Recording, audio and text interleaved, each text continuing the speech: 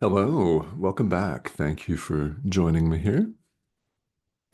We've had some very, very interesting conversations lately. In fact, they're all interesting. We've been invited to go very deep and be very honest with ourselves and examine exactly what it is that we're doing when we choose again and again to see ourselves as individuals and see ourselves as separate and act accordingly, defining and defending personal territory, running amok and doing life as we've been conditioned to do it. We've been invited to really take a look at that, which is an integral part of this thing that we call spirituality, not just A Course in Miracles, but all of it. It's about being very honest with ourselves,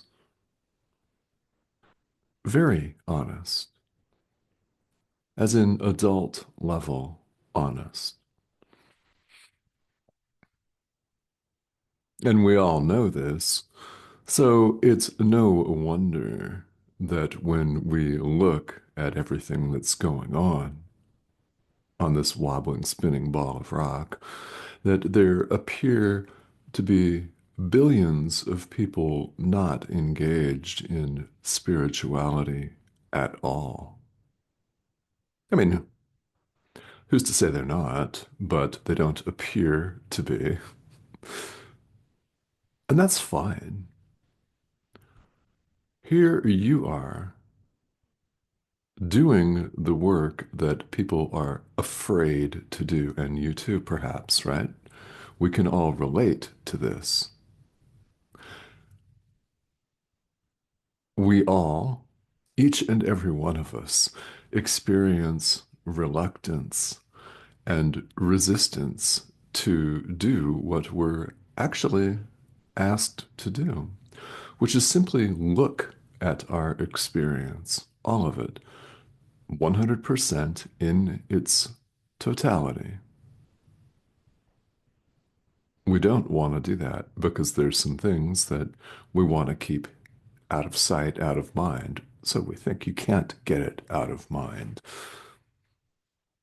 But we want to believe that we can. So we stash things away.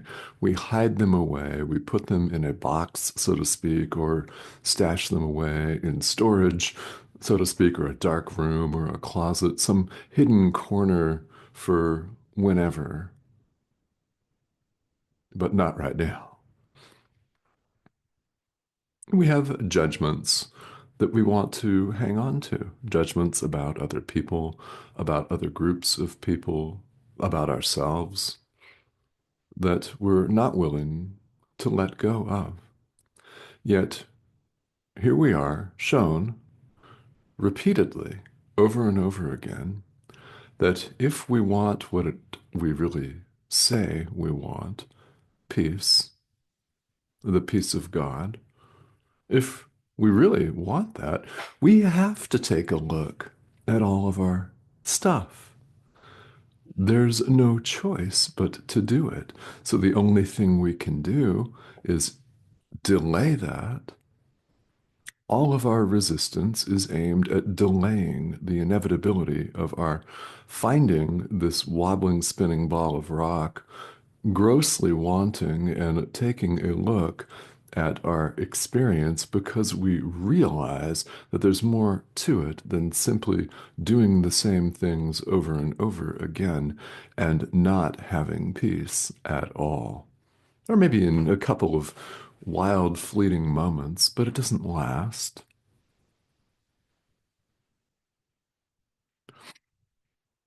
So we're invited to examine all this. So that's a long-ish way of saying today's conversation is going to be no different. Welcome to A Course in Miracles.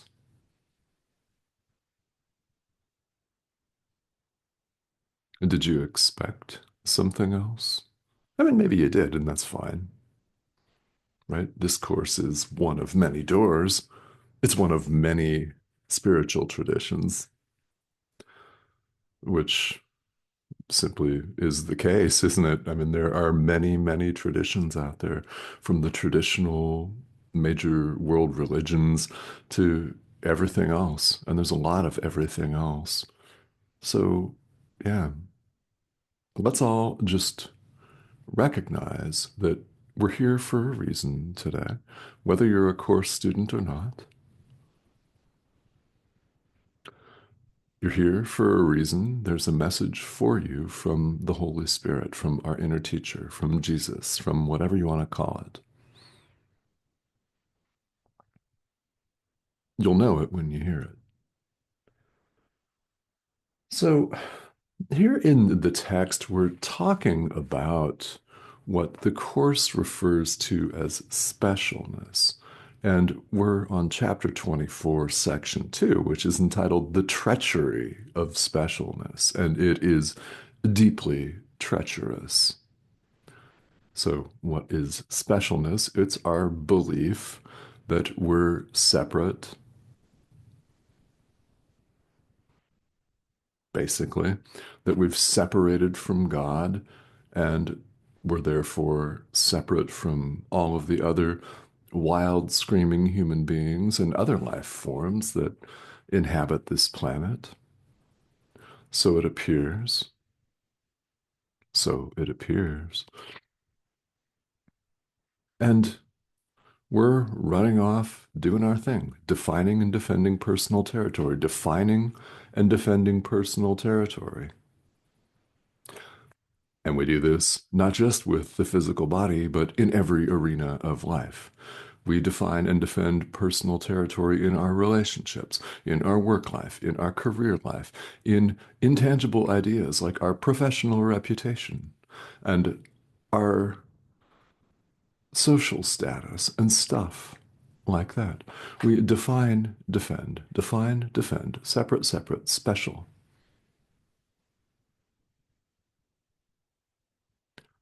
Specialness in A Course in Miracles is drawn very starkly for us as treacherous because we've got to consider what we're doing when we see ourselves as an ego, an individual, self-sustaining survival unit, doing all of this imaginary battle in our mind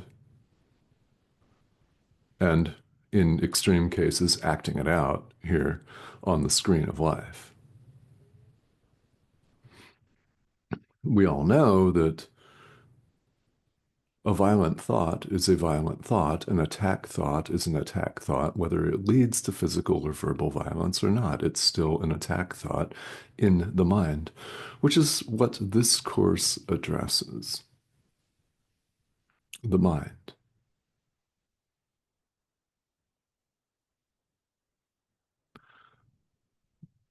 It doesn't have anything to do with what I just referred to as the screen of life, the world that appears to be outside us and affecting change on the level of form. So while you may grow to look more relaxed and younger in physical appearance as a result of practicing this course, that's not the point. You may, in fact, come to wield more and greater influence on this wobbling, spinning ball of rock as a result of true forgiveness of the Son of God, i.e., practicing this course. But again, that's not the point. The point is in changing our mind. Another way of looking at specialness is, well, we see ourselves as separate, so what happens? We start to compare instantly. It is an ego device.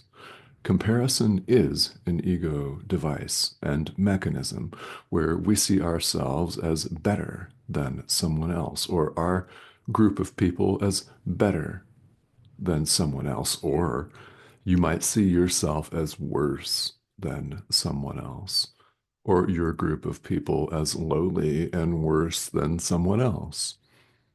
Makes no difference. It's still a comparison, and it's still artificial. Here's the deal. Comparison is an ego device. Love makes no comparisons.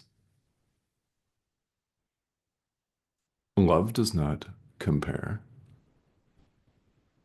It simply is. It's total, whole, complete, indivisible. So we try to divvy it up and parse it out. We think we can love on some people and hate others.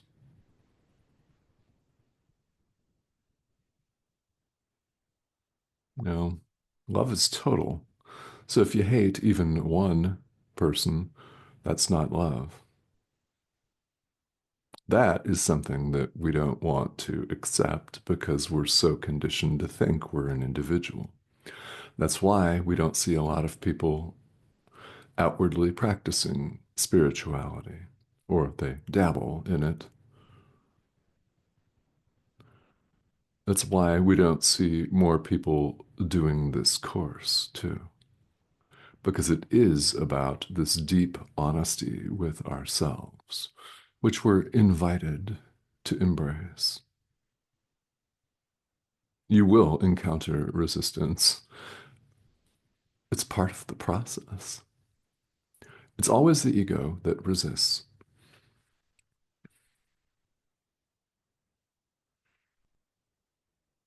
And when we judge, when we think we're so high and mighty or lowly, when we compare, when we judge and blame, when we engage in this specialness, we don't realize that we're harming ourselves. We think we're doing something really cool in the world by judging and condemning. We think we're protecting our group, our tribe, our little group of people at the expense of another. We're harming ourselves. There is no separation of any kind at all. None. Your brother is you. So these people that you want to wall off and protect yourself against, they are you, literally. Literally. This does mean, which you know full well, that we're not a body. There's more to it than this. In fact, if you want to read it multiple times in A Course in Miracles, you can, because it's one of these ideas that's repeatedly stressed throughout. And we all know deep down that there's more to our experience than simply meeting the needs of physical organism over here. And of course there is. Of course there is. Yeah. Much more to it. Anytime we engage in specialness, anytime we think we're special, defining and defending personal territory, anytime we do this, anytime we see ourselves as separate, it is always at the cost of peace. Always. You can't wall yourself off or separate in your mind and be at peace. Impossible. And you know it's true because even if you wall yourself off in a mansion with all kinds of fancy stuff and lots of cash, you still want more. You're still going to compare yourself to someone else. Maybe somebody next to you has got a bigger mansion. Or you look out from your supposed kingdom, judging those who are outside the gates. So let's all be perfectly honest with ourselves. What gates? There are no gates. There's no wall. There is no separation of any kind. None. Doesn't mean that you have to jump for joy upon hearing that idea. And perhaps you're not, and that's absolutely understandable and part of the process. Again, it is part of this experience. We've all been conditioned to think we're individual self-sustaining survival units. So these ideas can be really difficult to let go of, hence the repeated exposure. If you wonder why A Course in Miracles repeats the same few ideas over and over again, it is this. It's this repeated exposure. What this is all about is increasing our motivation for change, our motivation to change our mind and forgive rather than blame, to look at our entire experience differently with the Holy Spirit rather than the ego. Just that. It's a constant invitation for us to do that. And we need this constancy because we're so conditioned to think we're an individual that we want to run back into the arms of egocentrism, judgment, hate, blame, fear, and extraordinary guilt. That doesn't seem so loving when you put it that way, does it? Yet that's what we've been conditioned to do. So this course can seem, well, rather weird and profound. It's very profound. What's weird is continuing to think that we're separate when we're certainly not. In fact, in this section, chapter 24, section 2, paragraph 4, sentence 1, you are not special. Jesus comes right out and says this, you are not special. Doesn't mean you're not wonderful and cool. Doesn't mean that. It means you're not separate. You are not apart from your brother. How could you be? You're not. You are not apart from this other group of people, even though you may disagree with them vehemently. You're not apart from them. How could you be? You are not special. Ego can resist that one, right? Not a single one of us is special. There's no separation of any kind. We're not separate. We are not separate.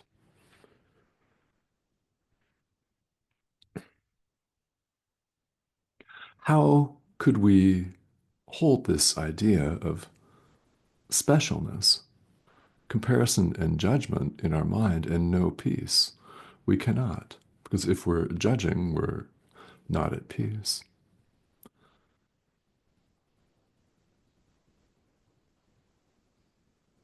It's not possible if we're judging and blaming and seeing ourselves continually as separate. So we look at our experience differently.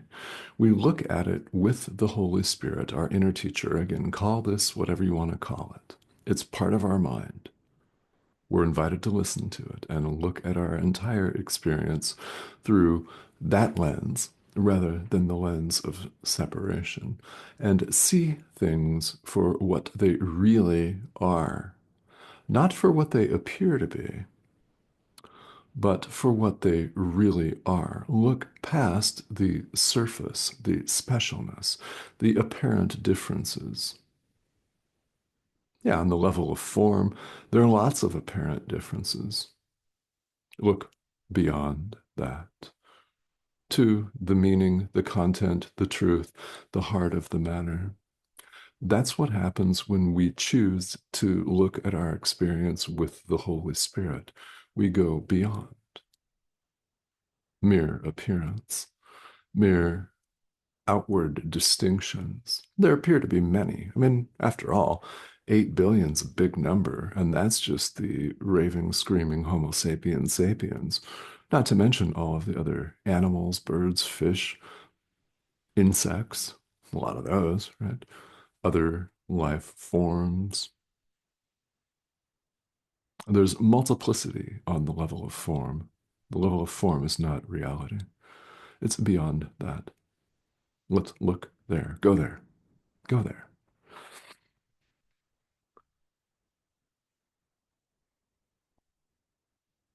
And what's beyond? Who we really are, who you really are. What's beyond this? Our own radiance as the Son of God. singular, by the way, and all inclusive. This term, Son of God, does not simply refer to the historical Jesus, it's all of us. And this is so like to our Creator, God, that the memory of Him springs instantly to mind. That's what we call enlightenment, awakening, where we see things as they are, where our perception is clear, it's clarified. So we see things as they are.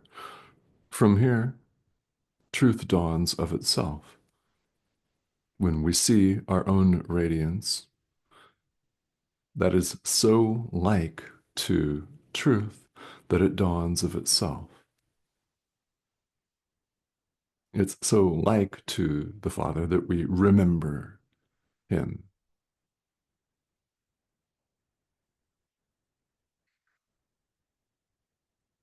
which we all want. We all want the peace of God. How can this pixelated image sit here and insist on that? Well, the Course says it. Therefore, pixelated image says it. Hmm, there's that. Yeah. And there is nothing else. There is nothing else. Of course, we all want the peace of God. There is nothing else. So, along the way, we encounter all of these ideas over and over again. And, well, I mean, this course, because of our conditioning and our stubborn insistence in believing again and again that we're an individual, that we're separate and special, because of this stubborn insistence, this course seems hard. We tell ourselves, "Oh, I'm kind of confused by this." All right. We tell ourselves we can't learn this. We're going to put this back on our shelf for another decade or two or three and just stare at it and let the Holy Spirit say, "Hey, you know that big blue book on your shelf that's been sitting there for 25 years?"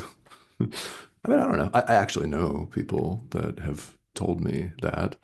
There are a couple of friends of mine that bought a copy of A Course in Miracles back in the 1990s, and it sits on the shelf right now. It's 2025 as of the day of this recording.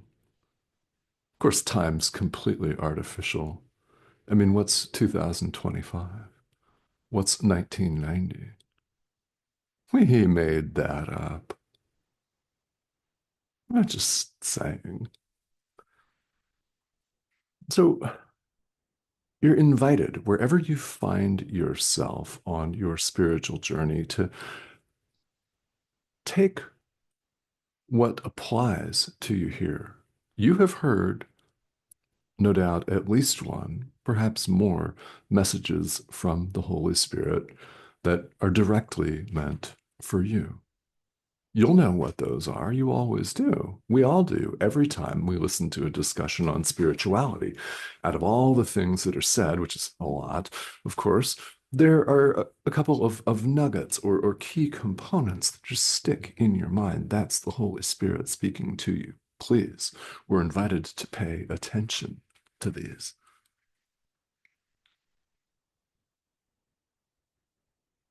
Again, we're repeating these ideas because we need to.